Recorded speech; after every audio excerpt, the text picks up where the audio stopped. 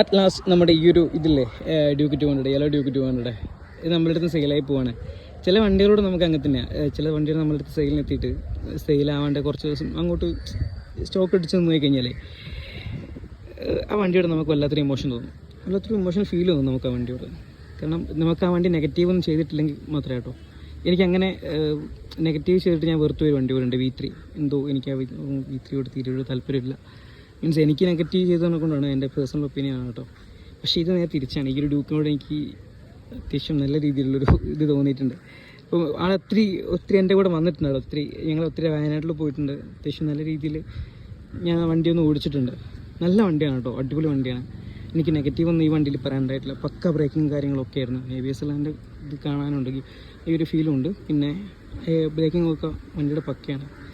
അപ്പം ബൈ, വിട പറയാണ് ആൾ. Okay, by.